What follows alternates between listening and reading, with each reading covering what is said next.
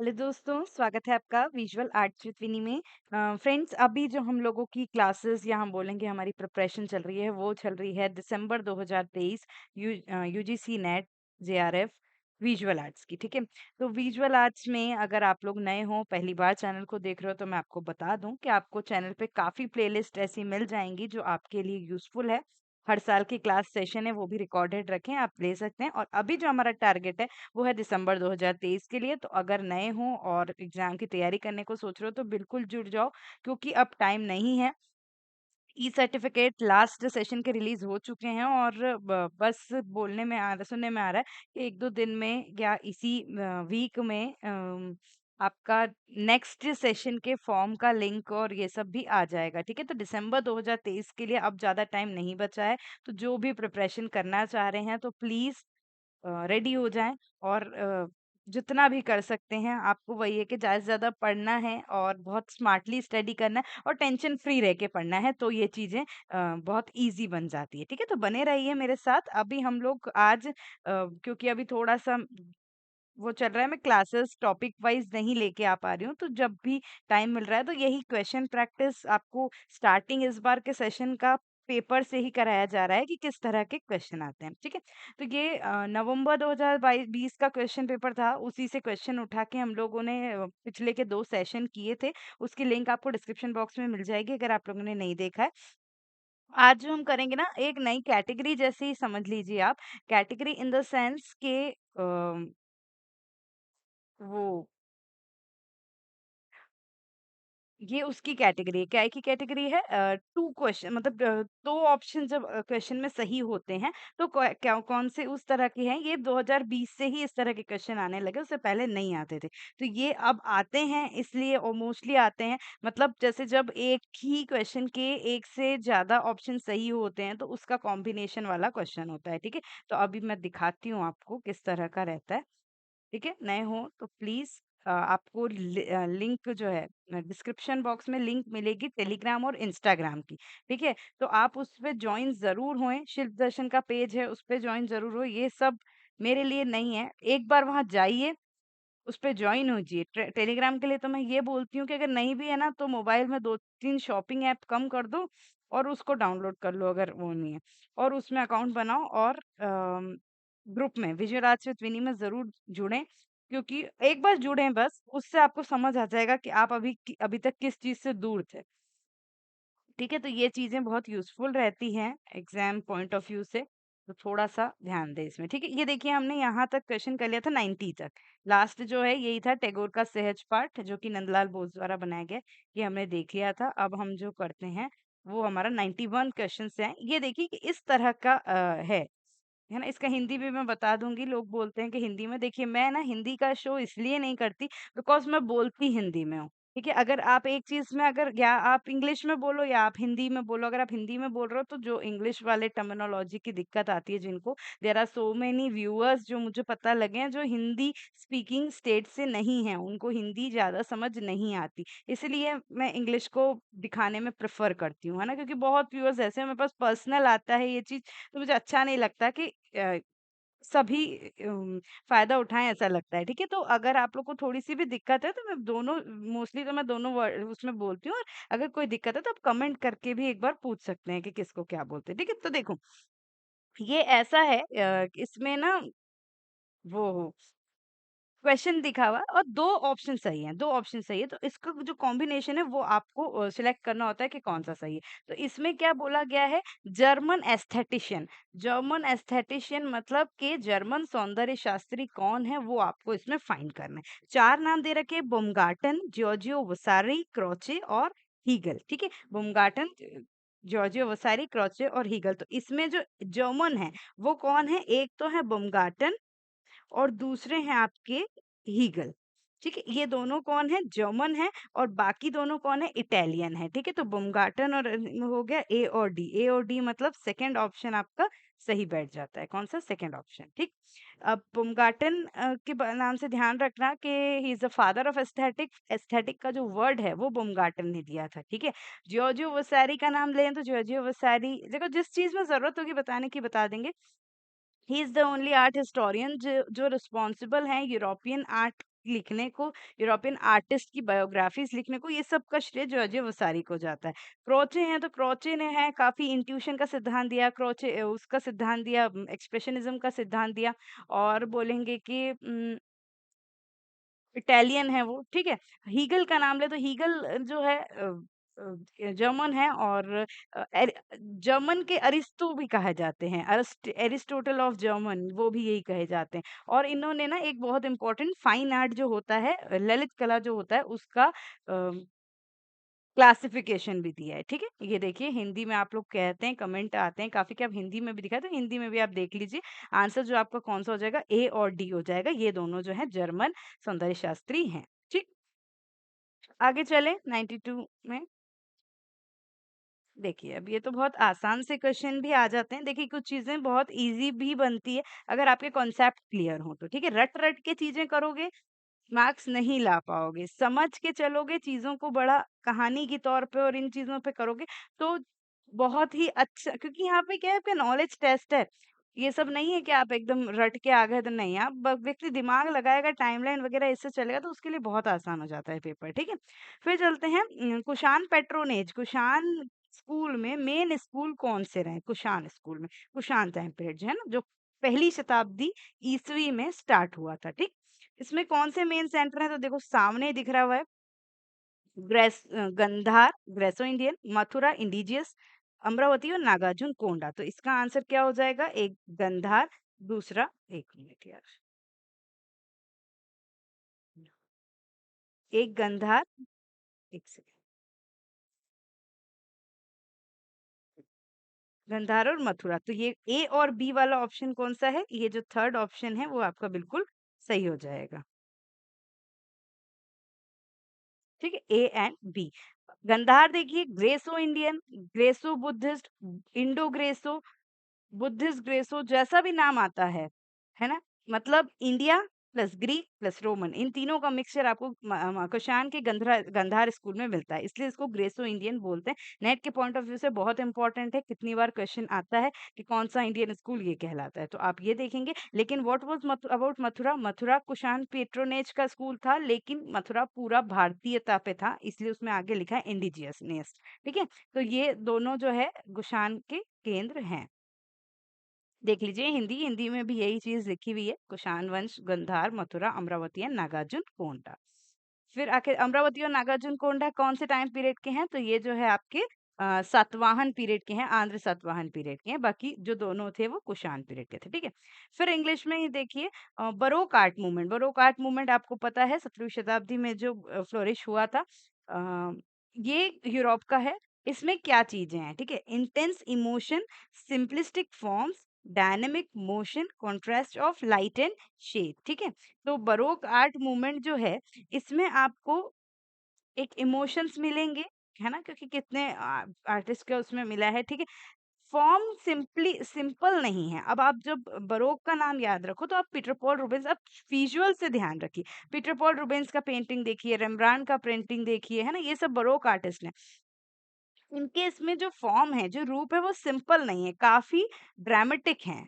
जो क्रिएशन है ना, वो बहुत ड्रामेटिक है, सिंपल नहीं है, है ना? चीज़ें या फिगर इस उसमें भी, अब वो मैं आपको फ़ोटो से दिखा पाऊँगी, लेकिन आप खुद समझिए, जब देखें तो उसको थोड़ा-सा थॉट कीजिए। तो सिंपलिस्टिक फॉर्म जो है, ये B option is not correct. Dynamic motion तो बिल्कुल, बरोक आर्ट मूवमेंट अपने डायनामिक या गति मोशन के लिए जानी जाती। मतलब जब देखिए, जब रेनेसांस पीरियड था ना, तो चीज़ें बहुत प्लेन वे में थी, मतलब सिंपल उसमें थी, थोड़ा-सा मूवमेंट्स एंड ऑल। लेकिन बरोक का एक अपना कैरेक्टरिस्टिक्स है कि जो भी बॉडी का मूवमेंट है या जो भी है, वो एक डायनामिज़्म में है, गति वाली चीज़ों को बहुत अच्छे से इन कलाकारों ने दिखाया था, ठीक है? प्लस भीड़-भाड़, थोड़ी-सी भीड़-भाड़ वाली चीज़ों को भी बताया था, ठीक है?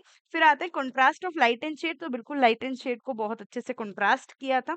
तो कंट्रास्ट, उसके लिए आप एग्जाम्पल जानते हैं, रेम्ब्रांड का पेंटिंग देखो, चायरस्क्यूरो इफेक्ट देखो, नाइट वॉच जो रेम्ब्रांड का है उसको देखो, आप समझ जाएंगे कि किस तरह से उन्होंने लाइट एंड शेड का कंट्रास्ट बहुत अच्छे से किया है ना? जो चायरस्क्यूरो बोलते हैं। तो आंसर कौन सा हो जाएगा? A, C and D. A, C and D option कौन सा है? थर्ड वाला जो ऑप्शन है, वो आपका बिल्कुल सही हो जाएगा, ठीक? चलिए आगे देखें।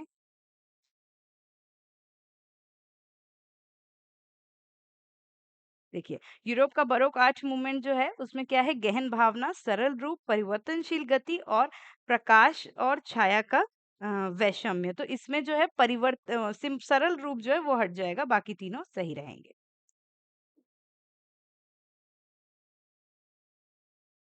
ठीक है, नेक्स्ट क्वेश्चन देखिए। द्रविड़ स्टाइल का टेम्पल है, आर्किटेक्चर स्टाइल का टेम्पल है, द्रविड़ स्टाइल जो कि यूजुअली साउथ एरिया में पाए जाते हैं। तो उनमें कौन से एलिमेंट्स रहते हैं? तो कलश, स्तूपिका, चैत्य मोटिफ और कर्ण शिखर। ठीक है, तो देखिए कलश जो होता है ना वो नागर में होता है, नागर में शिखर के ऊपर का जो पोर्शन होता है वो कलश होता है। लेकिन स्तूपिका होती है वो विमान के ऊपर, जो मतलब विमान काय में होता है, विमान होता है द्रविड़ में। तो ये जो कंप्लीट ऐसा विमान बनता है, इसके ऊपर की जो चीज होती है उसको आप स्तूपिका कहते हैं। तो एक तो स्तूपिका सही है, ठीक है। और दूसरा क्या है, चैत्य मोटिक और कर्ण शिखर। तो कर्ण शिखर भी काय में होता है, नागर में होता है। जो शिखर बोलते हैं ना जिसको हम लोग, वो शिखर, ये शिखर है और ऊपर इसकी कलश लगा रहता है। तो ये दोनों नहीं है। चैत्य मोटिव क्या है, जो इसका डाउनवर्ड एरिया रहता है, वो वाली चीज है। ठीक है, तो आपके आंसर क्या हो जाएगा, बी और सी। बी और सी ऑप्शन क्या है? बी और सी ऑप्शन, सेकंड वाला ऑप्शन आपका सही हो जाएगा। ठीक।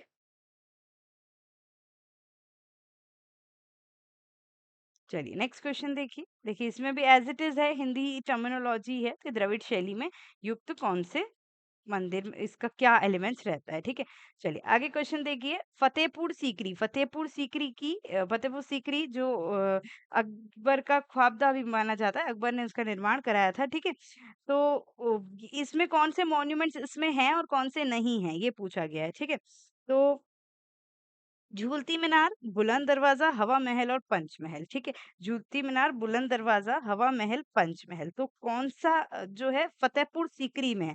एक तो बुलंद दरवाजा है और दूसरा जो है वो आपका ये है, हवा महल है। ठीक है, पंचमहल है, नहीं सॉरी क्या बोल रही हूँ मैं, पंचमहल है, गलत बोल रही हूँ। है ना, लैंडमार्क जो फतेहपुर सीकरी में है वो एक तो आपका बुलंद दरवाजा है और दूसरा पंचमहल है। झूलती मीनार है, अहमदाबाद में है और हवा महल जो है वो जयपुर में है। तो आंसर कौन सा सही हो जाएगा, बी एंड डी, थर्ड वाला ऑप्शन आपका बिल्कुल सही हो जाएगा।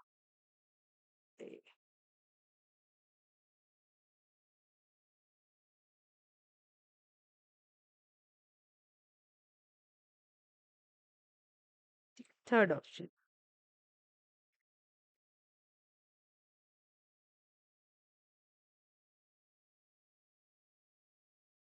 B and D. ठीक है, थर्ड ऑप्शन।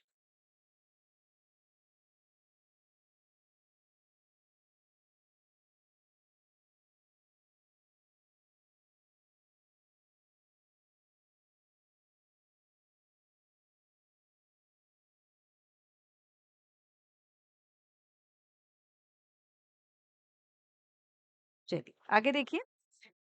इनमें से कौन से पर्सन हैं या कौन से आर्टिस्ट हैं जो पेंटर भी हैं और प्रिंट मेकर भी हैं? ठीक है, तो धनराज भगत, केजी सुब्रमण्यम, सोमनाथ होर और भावेश चंद्र सान्याल। तो इनमें से पेंटर और प्रिंट मेकर पूछा है। ठीक है, स्कल्प्टर नहीं है। धनराज भगत मूर्तिकार हैं, तो ये नहीं होंगे। केजी सुब्रमण्यम बिल्कुल पेंटर भी हैं और प्रिंट मेकर हैं। सोमनाथ होर जो है मूर्तिकार और पेंटर हैं और प्रिंट मेकर हैं, सॉरी। और तो ये सही है, पेंटर, प्रिंट मेकर और मूर्तिकार सोमनाथ और तीनों हैं।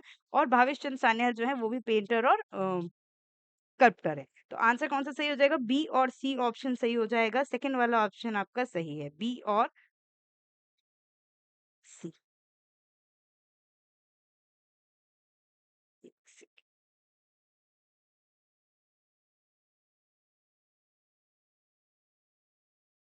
ठीक है, बी और सी ऑप्शन सही है। अब आगे देखें। ये देखिए इसमें है ना, पेंटर और प्रिंट मेकर पूछा है। नेक्स्ट देखिए, इसमें से कौन से आर्टिस्ट हैं जो एब्स्ट्रैक्ट आर्ट मूवमेंट से कनेक्टेड हैं? एब्स्ट्रैक्ट आर्ट मूवमेंट से कनेक्टेड है मतलब एब्स्ट्रैक्ट में पेंटिंग करते हैं। ठीक, उस समय पे तो कौन है, देखो वसीली किंडिस्की, मारिनो मरीनी, मैलेविच और पिएट मॉन्ड्रियन। तो हम इन तीनों आर्टिस्ट को देखते हैं। हम किंडिस्की, मैलेविच और पिएट मॉन्ड्रियन तीनों जो है आपके एब्स्ट्रैक्ट आर्टिस्ट हैं, जबकि मैरिनो मरीनी जो है वो एक मूर्तिकार हैं। तो आंसर कौन सा सही हो जाएगा, A, A B and D, A B and D, fourth answer आपका सही है।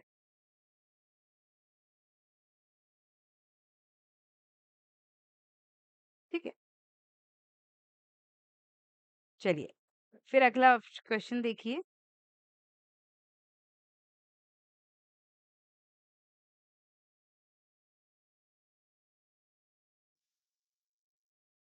एडगर डेगास, एडगर डेगास जो फेमस इम्प्रेशनिस्ट पेंटर हैं।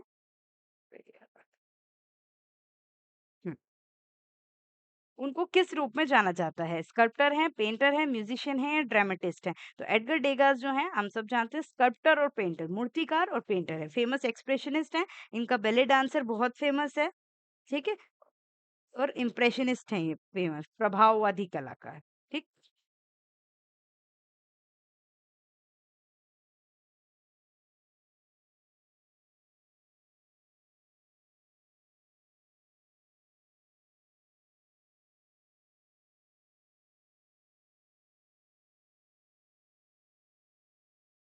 चलिए आगे देखें।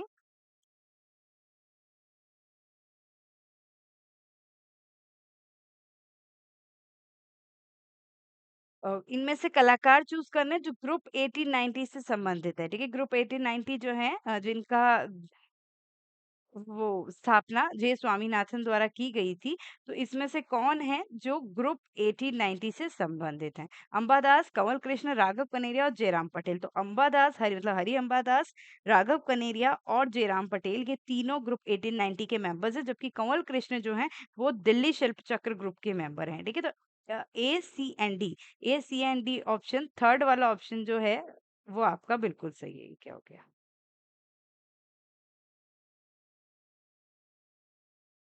ठीक है, थर्ड वाला ऑप्शन जो है वो आपका बिल्कुल सही है।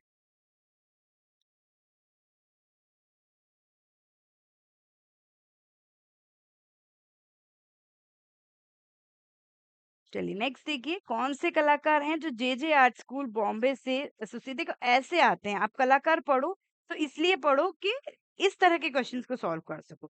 कौन से कलाकार हैं जो जे आर्ट स्कूल से कनेक्टेड नहीं है, ये पूछा है। चलिए तो हम निकाल लो, नहीं है तो ऑप्शन समझ आ जाएगा।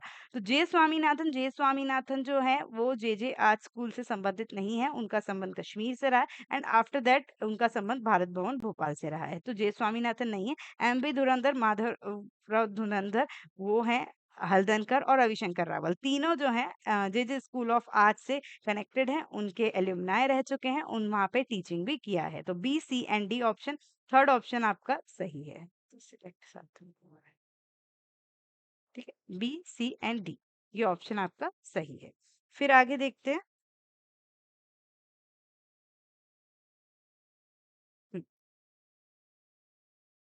एल्यूमिनियम को कॉपर के साथ एलॉय किया जाता है, ठीक है। क्यों एलॉय किया जाता है, क्या क्या कारण है उसका? उसका ये कारण है कि ये एलॉय को कूल करता है, करोजन जंग लगने से रेजिस्ट करता है, मेल्टिंग पॉइंट को कम करता है और फिजिकली जो है हार्ड जल्दी हो जाता है। तो इसका ऑप्शन है कि ये करोजन जो जंग लगने की प्रवृत्ति होती है, आप इन जनरल बोलते हो, उसको बचाता है, करोजन से बचाता है, प्लस वो उसका मेल्टिंग पॉइंट जो है वो कम कर देता है। तो आंसर कौन सा सही हो जाएगा? बी एंड सी ऑप्शन, जो थर्ड वाला ऑप्शन है आपका वो बिल्कुल सही है, ठीक है।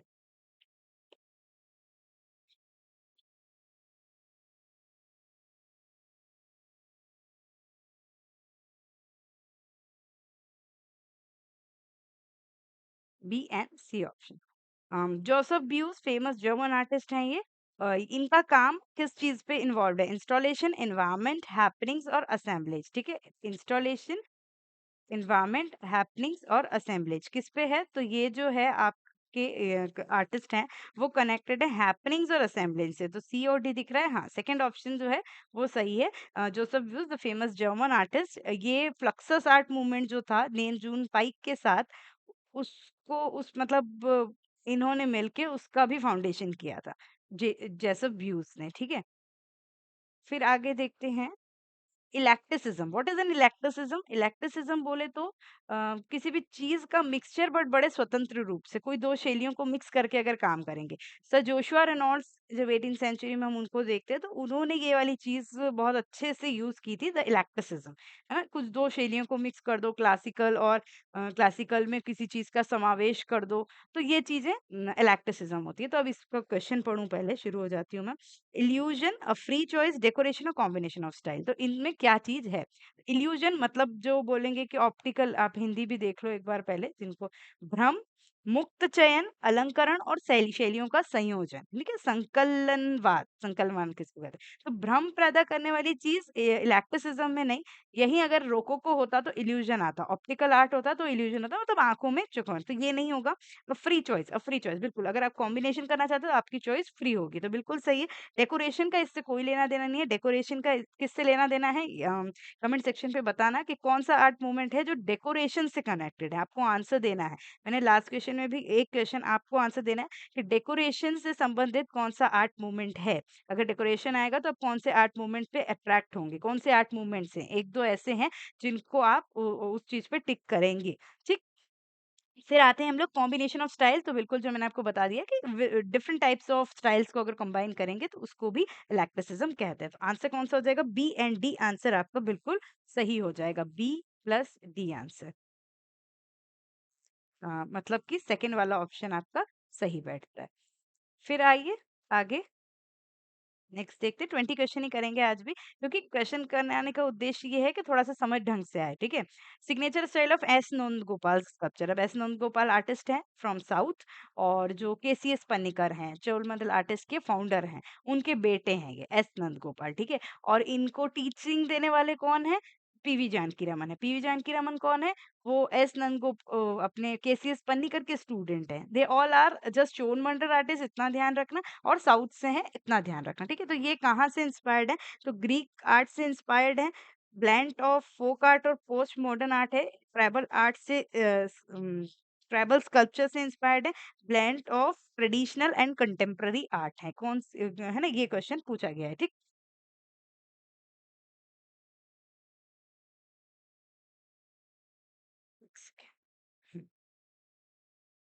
हिंदी में देख लीजिए एक बार। नंद गोपाल की मूर्ति शिल्प की अनुपम शैली क्या है? ग्रीक कला से प्रेरित है? बिल्कुल नहीं। लोक और उत्तर आधुनिक कला का मिक्सचर है, मीन्स वही ट्रेडिशनल, वो बिल्कुल नहीं। हाँ, ये सही है। जनजाति मूर्ति शिल्प से प्रेरित है, ट्राइबल आर्ट से जो है वो प्रेरित है, प्लस पारंपरिक और समकालीन कला का मिक्सचर है। तो समकालीन कंटेम्प्रेरी आर्ट नहीं है, लोक और उत्तर आधुनिक काल जो है उससे है। तो आपका आंसर कौन सा सही हो जाएगा? तो थोड़ा सा हिंदी में मैं खुद भी कंफ्यूज हो जाती हूँ। फोक और पोस्ट मॉडर्न आर्ट, तो बी और सी ऑप्शन आपका सही हो जाएगा। कौन सा? बी और सी ऑप्शन।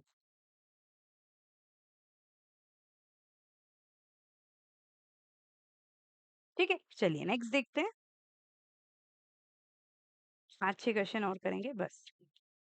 ठीक है, अब देखिए, the essential and permanent aspects of Indian sculpture. इन भारतीय मूर्तिकला शिल्प जो हम देखते हैं, Maurya period, Shunga period, Kushan, main Kushan Gupta को देखेंगे तो समझ पाओगे।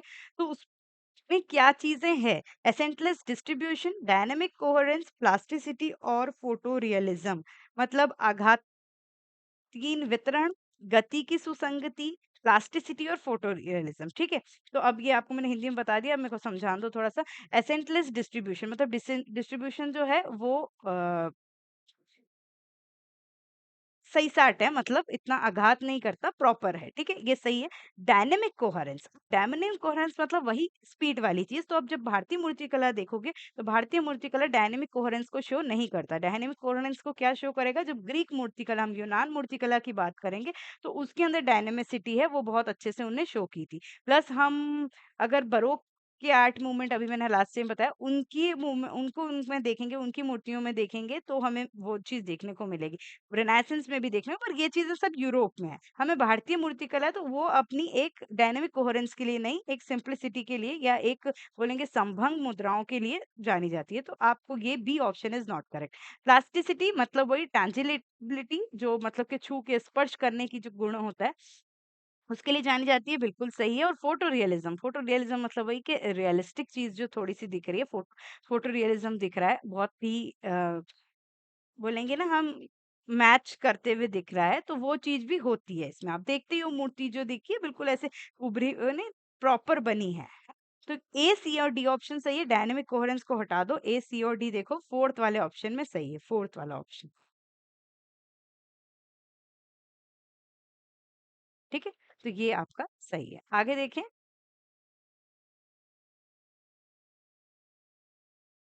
ये आगे आपका वही टाइपोग्राफी का question. Sans serif type face क्या होता है? कितनी बार बताया? जिस टाइप फेस में जिस टाइपफेस में सेरिफ मतलब ये डैश होता है, तो जो लेटर में ये डैश नहीं होगा उसको सेंस सेरिफ बोलते हैं। सेन बोले तो विदाउट, और सेरिफ क्या होता है जिसमें ये इस तरह के डैश लगे होंगे। ये, ठीक है, इसको क्या कहते हैं? सेंस सेरिफ कहते हैं। तो अब इसमें से क्या पूछ रहे हैं ये लोग पहले कि सेंस सेरिफ कौन सा है जिसमें ये नहीं लगा है, मतलब इस तरह के लेटर्स कौन से हैं, ये वो पूछ रहे हैं।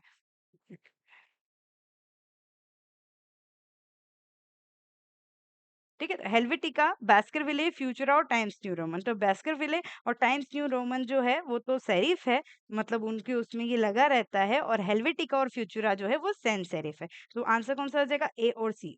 ए और सी का ऑप्शन देखिए, थर्ड ऑप्शन। ठीक है, थर्ड ऑप्शन है वो बिल्कुल सही है। फिर आगे देखिए, इसी का उल्टा क्वेश्चन आ गया, ये सेंस सेरिफ है हिंदी में देखिए, और इसी का उल्टा क्वेश्चन आएगा कि फॉलोइंग पॉइंट्स में सेरिफ सेरिफ कौन सा है? तो सेरिफ मतलब जिसमें डैश लगा है, ठीक? तो देखिए, डाइडॉट, ग्रोटेस्क, क्लैरेंडोन, जॉर्जिया। हिंदी में इसको इसलिए नहीं बताऊंगी क्योंकि अगर हिंदी मीडियम वाले हैं फिर भी बोलूंगी इंग्लिश में ही पढ़िए, टाइपोग्राफी और प्रिंट मेकिंग जैसी चीजें, क्योंकि वो इंग्लिश टर्म ही पूछते हैं। तो डाइडॉट, ग्रोटेस्क, क्लैरेंडोन और जियोजियो। इसमें ये पूछा गया है कि कौन सा सेरिफ है, मतलब कौन सा नहीं है वो निकाल दो। तो ग्रोटेस्क जो है वो आपका सेंस सेरिफ है, और बाकी तीनों जो हैं वो सेरिफ है। तो ए सी और डी ऑप्शन, ए सी और डी ऑप्शन दिख रहा है? हाँ, दिख रहा है। सेकंड वाला जो है ऑप्शन वो आपका सही हो जाता है, ए सी एंड डी। फिर आइए आगे, अगला क्वेश्चन देखते हैं। 2 क्वेश्चन करने हैं बस, 2-3 क्वेश्चन।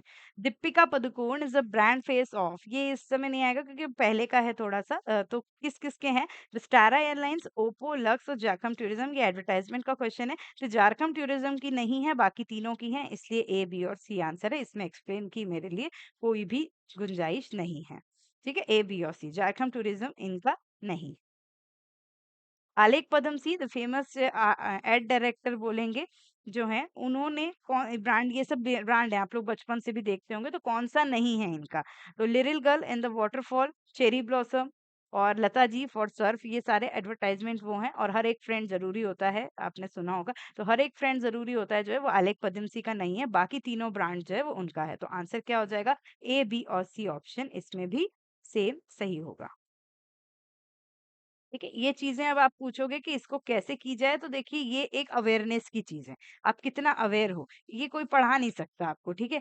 आप लोग देख रहे हो, टीवी देख रहे हैं, इसलिए हम कभी भी नहीं बोलते कि भाई 4 दीवारी में पढ़ के 4 बुक्स लेके एग्ज़ाम की तैयारी करो, नहीं। अच्छे से यूज़ करो, सोशल मीडिया यूज़ करो, लेकिन पढ़ाई के लिए यूज़ करो। रीलें देखते रहोगे तो कुछ नहीं होगा, कुछ नहीं मिलना है, वो आगे जीवन में समझ आती है चीज़ें कि हमने इतना समय को बर्बाद किया। ठीक है? तो यूज़ करो, लेकिन हमेशा एक्टिव रहो सोशल मीडिया पे, क्योंकि आजकल नई-नई चीज़ें आ रही है। उन्हीं रील्स, वो ऐसी एजुकेशन रील्स लोग डालते हैं, वो देखिए तो उससे आपको यूज़फुल रहेगा। प्लस जैसे ये ऐड वगैरह देख रहे हैं, एडवर्टाइज़मेंट डिज़ाइन कैसा हो रहा है, पोस्टर का डिज़ाइन कैसा दिख रहा है, किसको क्या बोलते हैं, ये चीज़ों से आप लोगों के क्या आधे क्वेश्चन सॉल्व हो जाते हैं। ठीक है? कंप्यूटर रिलेटेड क्वेश्चन सॉल्व हो जाते हैं।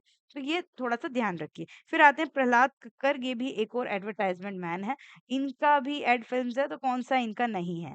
ये है राइट चॉइस, एवरेस्ट का तीखा लाल, आई लव यू रसना और एमआरएफ मसल। तो एमआरएफ मसल मैन जो है वो आलेख पदमसी का है, बाकी तीनों जो है वो प्रहलाद कक्कर के हैं। तो इसका भी आंसर आपका कौन-सा सही हो जाएगा? ए, बी और सी हो जाएगा, ठीक है? तो ये आज के 20 क्वेश्चन थे, उम्मीद है पसंद आए होंगे। अच्छे हैं ये। अब अपन लोग जो है इसके आगे के 20 क्वेश्चन, जिसमें कि पेंटिंग्स वाले भी इंक्लूड रहेंगे, वो नेक्स्ट उसमें देंगे। प्लस आपको बोल रहे हैं कि 2000 दिसंबर 2023 के लिए बहुत सारे लोगों के मैसेज आ रहे हैं कि हाउ टू स्टार्ट प्रिपरेशन।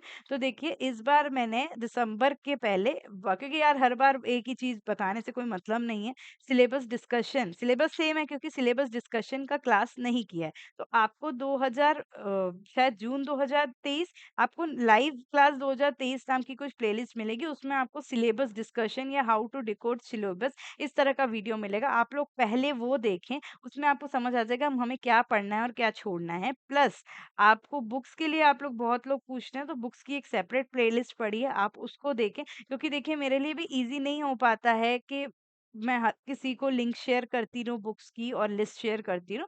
मैंने उस वीडियो में टोटल बुक्स बताई हैं और किस एग्ज़ाम के लिए कौन-सी बुक्स बताई है वो भी बताई है। आप सुनें उसको तो समझ आएगा, मैंने उसको काफ़ी चीज़ें बताई कि ये नेट के लिए यूज़फुल है, ये अदर एग्ज़ाम के लिए यूज़फुल है। तो ये चीज़ें आपको ही थोड़ा-सा मतलब सर्च आउट कीजिए उसी में, तो आपको मिल जाएगा, ठीक है? बाकी कोई दिक्कत हो तो आप कमेंट सेक्शन पे, टेलीग्राम पे मैसेज करके पूछ सकते हैं, है ना? वीडियो कैसे लगा कमेंट सेक्शन पे ज़रूर बताना और अच्छा लगा तो प्लीज़ सब्सक्राइब करो, लाइक करो, शेयर करो। Thank you so much. Bye bye, all the best.